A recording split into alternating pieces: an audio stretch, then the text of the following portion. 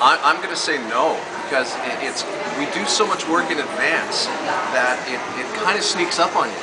And when you're here and you're actually going through the experience and sharing the emotions and the stories, I mean, I don't know that there's anything you can do to get ready for something like this. Yeah, the only thing for me is maybe a little more cognizant of what I'm eating, because last year I got so excited and I got so into it that I didn't eat for a while, and it hit me all of a sudden. It's like, oh wait, I haven't eaten like all day.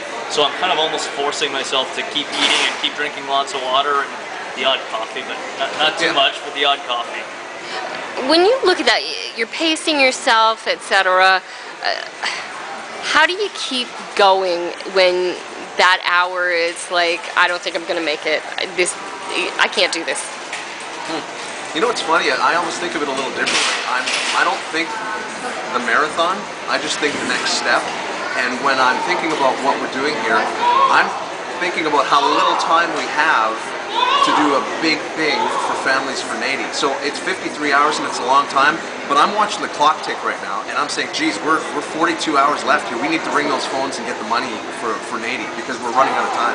Yeah, there's no question. The first night is hard. Like after the mall closes at 9 o'clock and everybody leaves, that for me is the most difficult part because you got a long way to go. There's nobody around. You know, the phones obviously aren't near as busy as what they are during the day. The second night's not so bad because you know after that night, you're into the home stretch. Yeah.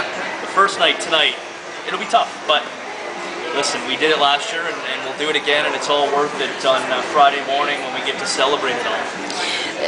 I listened to you earlier. You want to make a grand an hour. We're not quite there at this moment. Tell me, how do people get behind you and get the funds in? I think human nature tells us, yeah, we'll get to it. We got lots of time. And we start hearing, you know, we're several hours in and we're behind schedule. We're not concerned at this point because we know that North Bay is an extremely giving community and in the past, historically, have always set the bar higher and higher. So at this point, we're not panicking, but we know people get complacent in making that decision. So, you know, we're hoping that everybody comes to the table sooner than later so that, I mean, it's better to run fast in the beginning and then see where it goes towards the end.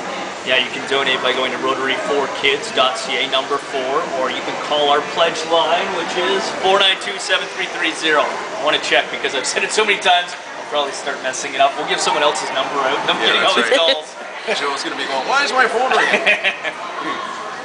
I know that you do this for work, but why do you do it personally? What drives you personally? Well, you know, we do it for work. That being said, our boss says to us every year, if you guys don't want to do it this year, you don't have to do it. So we don't have to do it. It's not like, you know, we'll lose our job or anything like that. We choose to do it. I think because you see how much the families and the kids appreciate it. You know, it's not like we raise all this money and we cut a check and then we never really hear about it again. You know, we see these families out at the ski hill and at One Kids Place and doing things on Saturdays with NAIDI, and I can't tell you how many times one of the parents has come up and shook my hand and said thanks. That's why we do it, really. And I think we're in a unique position in the career that we have. It's not like, you know, it's not like we just go to a retail outlet every day. We have a microphone and a big, giant loudspeaker that has the ability to reach thousands and thousands of people.